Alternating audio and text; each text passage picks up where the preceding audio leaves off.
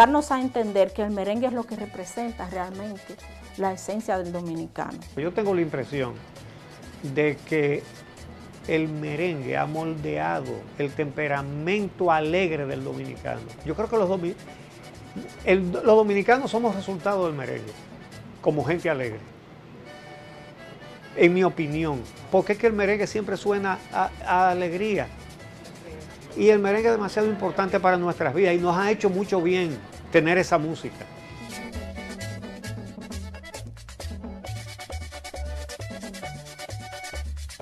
Que el merengue típico, esa variedad, de esa generalidad, de ese universo que se llama merengue, tuvo su origen, nació y comenzó a definirse con la entrada al país de los acordeones, que se produjo en el cuarto gobierno de Buenaventura Báez, el de los 6 años. Y lo ubico ahí en los años de los mediados de la década del 70 del siglo XIX, por las publicaciones que se hicieron entonces, las reacciones que en la prensa, en las décimas de Juan Antonio Alist y en otros documentos se pueden encontrar y pueden servir de medida del impacto que significó la entrada de los acordeones y el tocar el merengue con ese instrumento. El merengue se comenzó a tocar con 3 instrumentos, que fueron la tambora, que es un instrumento dominicano pero de clara ascendencia africana, por el tambor con parche de cuero, tambor de madera con parche de cuero. La maraca, un instrumento vegetal natural que es originario de muchos países en el mundo, porque los higüeros existen en muchos lugares y como cuando las semillas se secan suena, entonces la gente lo toca. Y eso pasó aquí. Los taínos elaboraban las maracas, le ponían mango, le hacían unas aberturas interesantes que cambiaban el sonido, en fin. Eso después se pasó a un instrumento más práctico que es la güira. Y el otro instrumento que tenía el merengue no era el acordeón como mucha gente cree, era la guitarra. Y otros instrumentos cordófonos españoles como el 4, el 3, el tiple. Y bueno, así surgió el merengue. En el merengue hubo una evolución o involución, porque fue un fenómeno que le hizo un gran favor al merengue y que le hizo un gran daño al merengue al mismo tiempo. Y es el hecho de que llegó el acordeón, que no tiene nada que ver con nuestras raíces. El acordeón es alemán. Esos campesinos, esa gente del pueblo, le desentrañó los misterios a ese instrumento tan adelantado de un país tan próspero como Alemania, y comenzó a producir una música que no tenía precedentes en nuestro país. Sucedió como si el pueblo y el merengue típico, a ese que me refiero, se hubiesen andado buscando desde hace tiempo. Desde entonces se contrajo un matrimonio sin divorcio que perdura hasta hoy. Hay varias mecas, digamos, del merengue. La línea noroeste es una muy importante porque es una zona de producción de tabaco de toda la vida. Pero también las lomas de Puerto Plata, también Nagua, donde llegó después, pero llegó y se quedó y es para siempre. El acordeón no tiene tonos menores, que son los que comunican la tristeza. Eso quiere decir que el acordeón no tiene tristeza. Y como el acordeón se convirtió en la melodía del merengue, entonces el merengue no tiene tristeza. Y yo invito a todos los que están viendo este trabajo de ustedes a que hagan una prueba. Traten de ver videos donde se estén tocando merengues, como por ejemplo Siña Juanica. Tú le puedes poner la letra más terriblemente dramática y triste, a una canción y si la toca en merengue, no comunica tristeza. Y es el sonido del acordeón. Entonces tú oyes, ay, seña Juanica, de por Dios, seña Juanica, se me muere el niño y no tengo medicina. Oye, qué drama. Se me muere el niño y no tengo medicina. Se me muere el niño, tiene tosferina y no tengo Pfizer para la medicina. Y no tengo Pfizer para la medicina. Una curandera que hay en el bate. Hay que empezar por Ñico Lora obligatoriamente. Ñico Lora. Sí, sí, sí. Cuando esos acordeones que empezaron a entrar por Puerto Plata y surtían al comercio de Santiago, que desde siempre fue la capital del merengue. Cuando uno de esos acordeones cayó en la mano de un niño de Navarrete, llamado Francisco Antonio Lora Cabrera, Ñico Lora, la historia del merengue cambió completamente. El mismo Ñico cuenta que cuando un viejo acordeonista del siglo XIX llamado Lolo Reynoso, José Dolores Reynoso, el papá de los integrantes del trío Reynoso, vio al niño Ñico tocar el acordeón, le dijo: tú serás la luz de la música en Santo Domingo. Y no se equivocó. La mayor parte de los merengues, el que no es de Ñico, es primo hermano de algún merengue de Ñico Lora. Fue el compositor más fecundo, el más productivo, el más variado. Él no fue solo, porque fue una generación de grandes acordeonistas.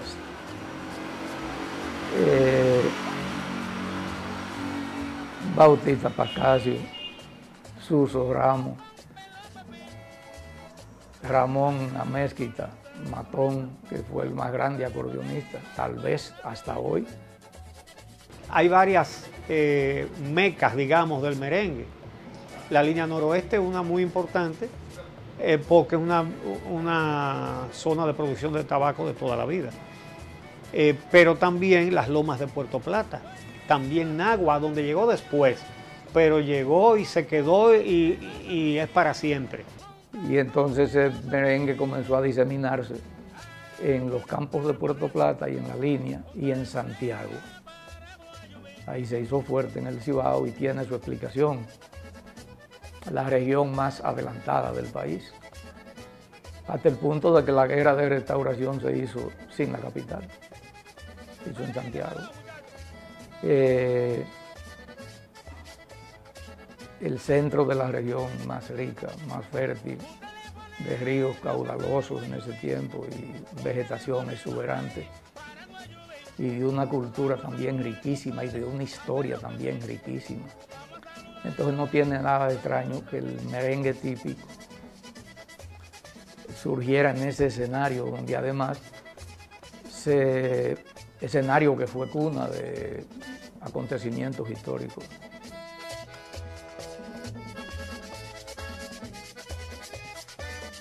Sí, ustedes están en Rincón Caliente, que es un pueblito de merengue típico.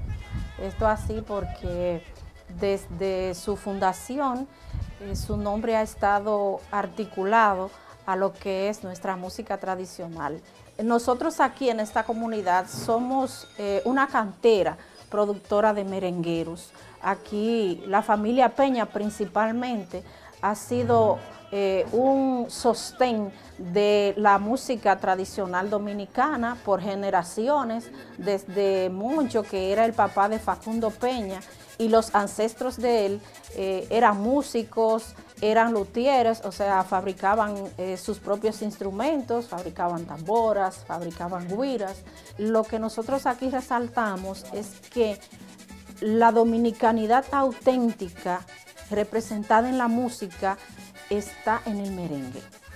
¿Por qué? Porque el merengue, sus instrumentos bases son la güira, que deriva del güiro que usaban nuestros ancestros aborígenes, la tambora, que viene aquí con los africanos que trajeron para trabajar en las plantaciones de los españoles en la época colonial, y luego el acordeón, que viene de Alemania, en un principio aquí, Entonces, esa vinculación de güiro aborigen, tambora africana y acordeón europeo, esa fusión viene entonces a cohesionarse de una manera, si se quiere decir, como divina, para darnos a entender que el merengue es lo que representa realmente la esencia del dominicano. Miro Francisco, que es también un ícono del merengue típico, fue el primero que introdujo el saxofón a lo que es el merengue. Miro Francisco fue que tuvo esa visión y también era compositor, Miro Francisco. Inclusive Tatico Enríquez era un pupilo de Miro Francisco. Todavía, al día de hoy, creo que la viuda de Don Miro conserva algunos objetos personales de Tatico Enríquez en su casa, ahí en el centro del pueblo, aquí en Guananico.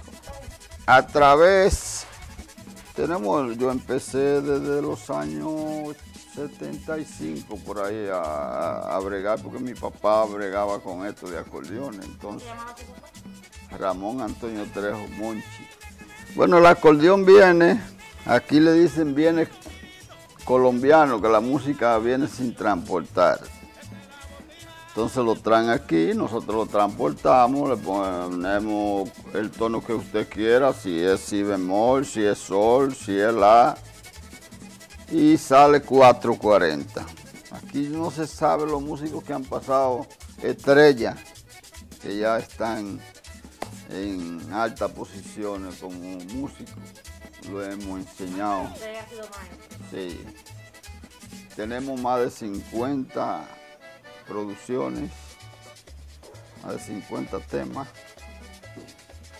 grabados. A mí me han grabado, siendo músico de este país, no recuerdo y que no ha grabado un merengue de Facundo Peña, de esos grandes que están ahí. Esto es criollo. Ya esta la estamos haciendo aquí. Usted la ve y no dice que eso es criollo. Más liviano, más reducido que este original. Nada más nos falta ya los accesorios para ponerlo a funcionar. Mire qué reliquia. Esto es de 1863. Ya mi papá no había nacido cuando hicieron esto. Sí, claro que sí.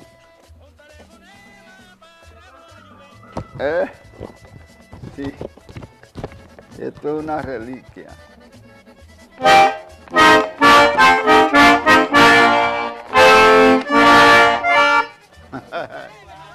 Sí.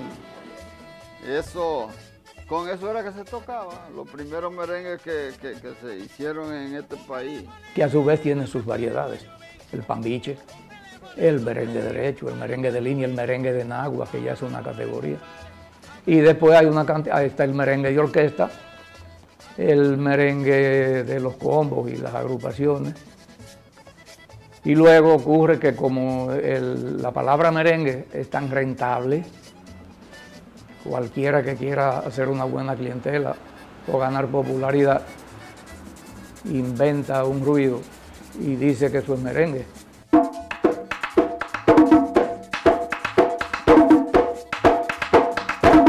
Esa es la primera. Entonces, ya cuando empieza el bailador con su dama a cotejarse, viene la segunda.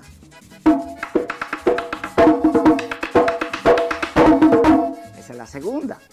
Entonces, eso es lo que se llama el merengue derecho en primera y segunda. Y paseo. El pambiche viene, se introduce aquí al país en los tiempos de la invasión norteamericana, de los marines norteamericanos. Ellos iban a alguna fiesta y veían que eran como muy rápido el merengue y muy fogoso. Entonces ellos pedían que le hicieran algo, los marines de World Palm Beach pedían que le hicieran algo más suave y de ahí es que nace el pambiche. Palm Beach, World Palm Beach. A solicitud, todos los ritmos llevan tambora. Por ejemplo, el pambiche.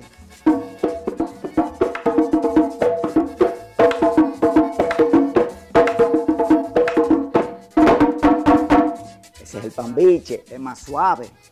El pambiche lento, bueno, lo interpretó Johnny Ventura, que Dios lo tenga en su gloria. Interpretó varios merengues, donde hay algunos que eran de nuestro padre. Entonces, el pambiche es un ritmo que se deriva de lo que es el merengue derecho, pero también ahí viene el huichao, que no se usa. No he oído la primera orquesta popular que toque un merengue huichao, porque es muy encendido, es muy rápido, pero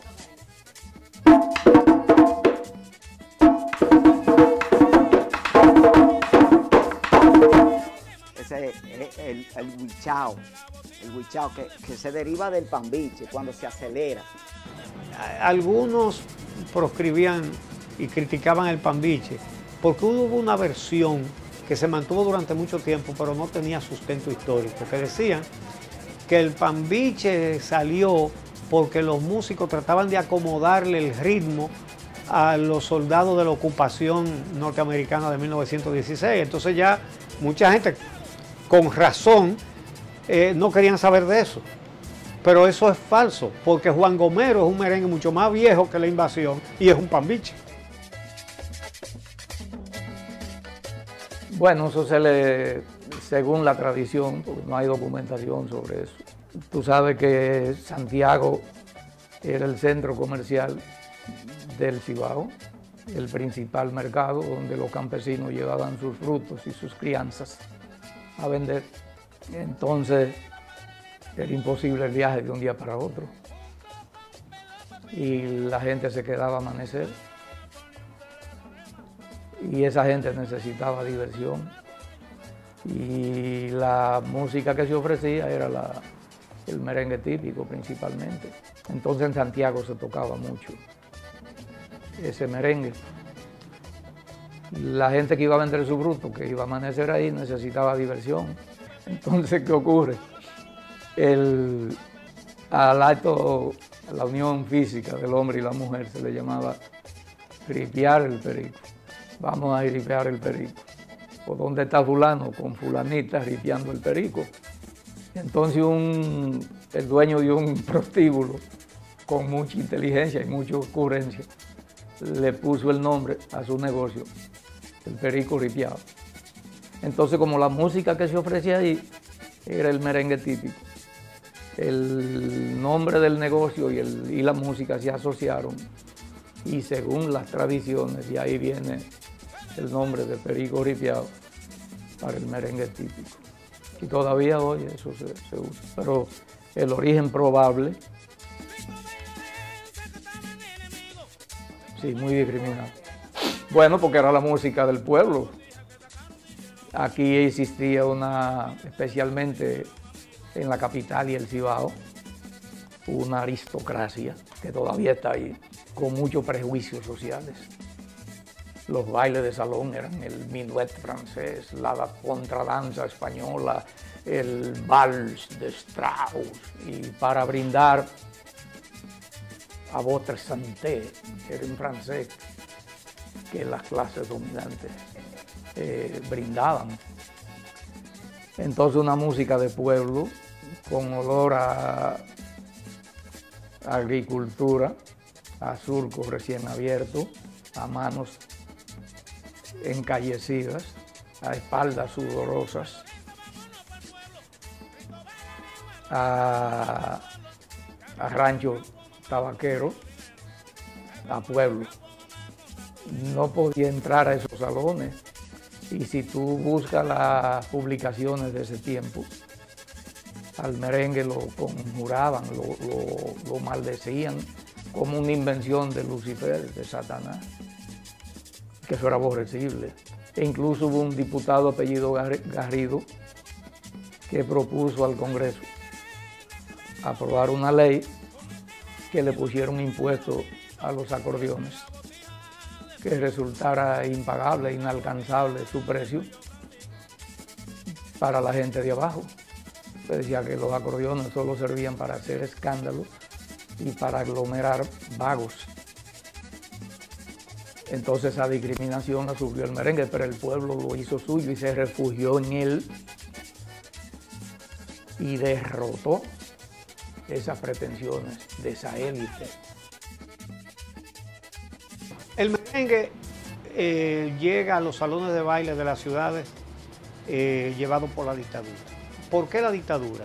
Porque un periodista que se llamaba Fello Vidal, trujillista de Santiago, y que era un hombre que le gustaba el costumbrismo y se iba por los campos a ver las cosas que hacían los campesinos, y le llamó mucho la atención cuando comenzó a diseminarse el merengue por los campos. Y ya había un modelo gastado de hacer política. En aquellos tiempos se hacía, las campañas electorales se basaban en mítines porque no había medios de comunicación. Periódicos había muy pocos y lo leían 4 gente. Entonces, y no existía la radio. De manera que no había medios de comunicación y solamente haciendo mítines se hacía campaña. Y tenían una costumbre que le llamaban los picos de oro. Se buscaban a buenos oradores, principalmente poetas, que si por ejemplo había un mitin en Puerto Plata, ponían a esos oradores a darle salsa al pueblo para que la gente fuera aproximándose. Están hablando bien de mi pueblo. Eran expertos en tirarle piropo a los pueblos. Y cuando se reunía gente para oír todos esos halagos, entonces llegaba el candidato y hablaba. Pero era para que hubiera gente. Y a Fello Vidal se le ocurrió una gran idea propagandística y se la dijo a Trujillo. Dijo, mire, hay unos campesinos que improvisan además lo que dicen. Y a los campesinos les encanta esa música. En lugar de los picos de oro, vamos a poner músicos campesinos tocando y usted verá que va a ir más gente. Y efectivamente, Rafael Charjú Mejía y yo entrevistamos a un compositor, ya tenía casi 100 años, Jan de la Rosa. Ya estaba ancianito. Y yo le pregunté por esos mítines que hacían con Perico Ripiao. Y él me dijo, sí, a mí me contrataron muchas veces. Y me dijo, como una cosa muy grande, nos pagaban hasta 1.25, $1.25 por animar un mitin. Y me dice, y cuando la gente oía esa tamborita de lejos, comenzaban a llegar y después venía el jefe y hablaba. Entonces, el dictador le dio un uso propagandístico al merengue, lamentablemente. Pero así fue como entró a los salones y cuando ya comenzaron a poner emisoras de radio, entonces tocaban el merengue, porque él aprendió a bailarlo y lo usaba. La tambora es un instrumento membráfono compuesto por 4 pieles de chivo y chiva. Es un matrimonio sin divorcio, porque si se pone la piel del mismo sexo, la tambora no coge afinación de ninguna manera. Se le explota la piel, o sea, afinándola, porque esto se afina. Estos nudos que podemos ver acá son los que afinan la tambora, le van subiendo el tono. La tambora da tono. Entonces, es compuesta por 4 pieles, un instrumento membráfono de 4 pieles, chiva y chivo. En el caso de la palmeta, siempre pongo el de la hembra encima y el macho abajo, porque la hembra se acaricia la hembra. En el caso del bolillo, se le pone el macho arriba y la hembra abajo, porque al macho se le da palo, porque la piel es más fuerte, más rústica. En las orquestas populares le gusta usar la tambora bajita y más pequeña, porque la tambora no tiene tanta incidencia por la cantidad de instrumentación que tiene una orquesta popular a la que tiene una agrupación típica. La típica tiene menos instrumentación. Entonces, por eso es que la tambora incide más en el merengue típico, porque identifica las 3 razas. La aborigen, la taíno, los africanos y los europeos. Yo no encontraría una frase en la que yo englobe el contenido de esa música.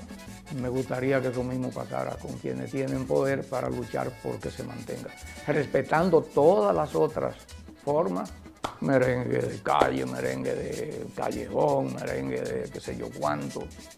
El que quiera sonar lo suyo, que lo suene, eso hay que ser demócrata. Y hay que reconocer que el merengue se ha salvado porque ha evolucionado. Algunos dicen que yo soy contrario a la evolución. ¿Quién dijo eso? Si fuera así, yo estuviera con que tocáramos el merengue con güiro de bangaño todavía y con instrumentos de cuerda y bandurria y cosas.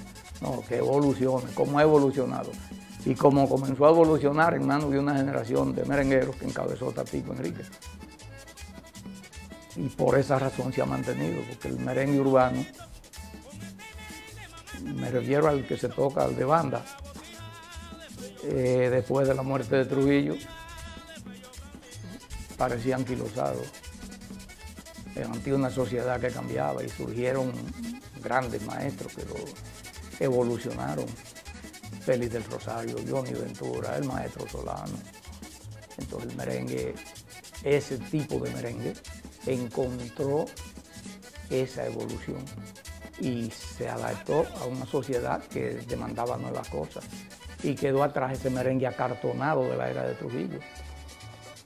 Pero el merengue típico amenazaba con morir de abandono y de melancolía y de soledad. Entonces ese muchacho de Mata Bonita, Tatico Enríquez, se puso a la cabeza de una generación de jóvenes acordeonistas que hizo evolucionar el merengue típico también.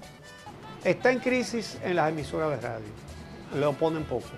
Ahora ve a los lugares donde tocan Perico Ripiao en Santiago, a ver si es fácil encontrar una mesa. Es día de trabajo. Es decir, donde lo tocan se llena de calidad. Entonces dije, oye, yo tengo que pagar para que me pongan. El que no tiene ninguna calidad sí sabe que tiene que pagar y paga y lo pone. Porque como es un tema relegado, menospreciado, y yo, sin amargura, me alegro muchísimo de que el merengue siga desafiando todas esas cosas y se mantenga. Muchísimas deformaciones, incluso dentro del mundo típico, porque el músico típico es una categoría. Entonces el mercado, que es el que hoy lo manda todo, conspira contra la cultura y convierte el folclore en una industria, en un comercio. Y resulta que usted ve un grupo típico hoy y algunos de sus músicos hacen más esfuerzo en parecerse a un elemento de un barrio de Nueva York con una pelada caliente, unos pantalones rotos, una franela sin manga, que al típico dominicano, que a la tipología del dominicano auténtico. Y todas esas cosas son así, pero el merengue se ha mantenido y yo espero que se mantenga. No, porque es una crisis de la sociedad. Estamos viviendo eso, la era de los estrafalarios. Entonces esas manifestaciones de los estrafalarios, el comercio es tan grande que coge lo estrafalario y lo convierte en mercancía y en demanda. Hay una forma, vamos a llamarle música, que incitan a la drogadicción,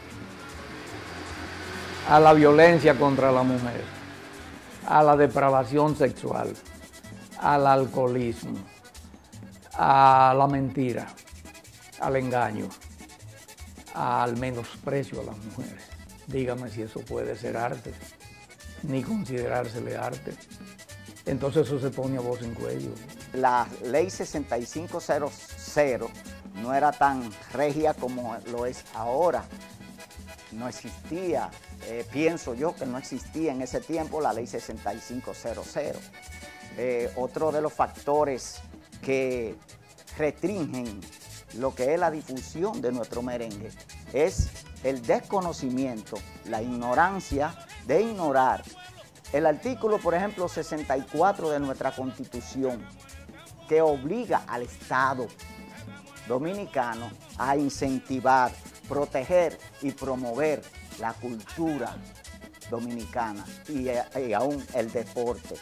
Entonces, por eso que nuestra cultura viene en detrimento, porque vienen violando ese artículo, fundamentalmente el 64, desde muchos años atrás, vamos a decir desde Trujillo, del dictador Trujillo, para acá, el merengue ha ido en declive, porque se difunde lo que son otros géneros extranjeros y no se le da prioridad al género del merengue, y por eso es que hoy hay tantos artistas, hasta directores de orquestas, que están pasando hambre, están en penumbra. Porque aquí hay merengue que se compusieron hace más de 100 años y están ahí sonando en la actualidad como si hubiesen nacido ayer. Es más, hay merengues de esos que cada vez que un buen acordeonista lo ejecuta, nacen de nuevo y se mantienen. Una de las grandes cosas de Tatico, Rafaelito Román, Bartolo Alvarado y esos pilares del merengue típico es la obra de rescate que hicieron y que han hecho de merengues que parecían perdidos en los abismos insondables del olvido y lo pusieron de pie de nuevo. Por fortuna, casi con 100 años, Bartolo Alvarado, el ciego que vio con los ojos del alma. Rafaelito está vivo y Francisco Ulloa también. Y entonces no hay cómo se le entregue esa simple medalla que no le cuesta un centavo del presupuesto a ningún gobierno. Que cultura no sabe que eso existió. Te lo voy hablando de cultura y cosas. Esto es a veces hasta indignante. Aquí hay un menosprecio a todo eso. Y yo lo digo sin amargura, porque yo estoy vivo y estoy luchando porque esas cosas se resalten. ¿Y por qué? Porque yo creo que la nación debe ser soberana. Y una nación que pierde sus atributos culturales, su folclore, que olvida a los constructores de la parte más importante de su folclore musical. Es una nación llamada a sucumbir. Nuestros músicos y artistas estamos, porque me incluyo, estamos pasando hambre. No por la negligencia, vamos a decir, del gobierno presente, sino de todos los gobiernos, la insensatez, donde la cultura está sepultada, están perdiendo nuestros valores culturales de la República Dominicana, que traen y incentivan el turismo que la industria sin chimenea de la República Dominicana, que produce el pecunio dominicano, el alma de la República Dominicana es la cultura en su esencia, el merengue y la mangulina y luego la bachata. Al merengue le ha hecho daño la payola, pega el que paga, ¿verdad? Y no el que tiene calidad. Y además, entre las actividades de lavado que existen en este país, una de ellas es invertir en orquestas populares, de toda esa cosa de rap, qué sé yo, dembow, ese tipo de cosas, que tampoco creo que es música mala. Para mí no hay música mala. Si le gusta a mucha gente, algo tiene. Y deberíamos estudiarlo para explotar más lo que mejor tenga. Yo exhorto por este medio al gobierno que piense que la música nos distingue donde quiera a cualquier músico de este país. Entonces, los gobiernos inviertan en la música, especialmente en el merengue, que estamos huérfanos. Yo le exhorto a nuestro presidente que nos ayude con una escuela buena aquí en Guaranico. Una buena política de este o de cualquier gobierno futuro, si no lo hace este, es hacer esa labor en favor de nuestra música, porque eso es parte importante de nuestra identidad.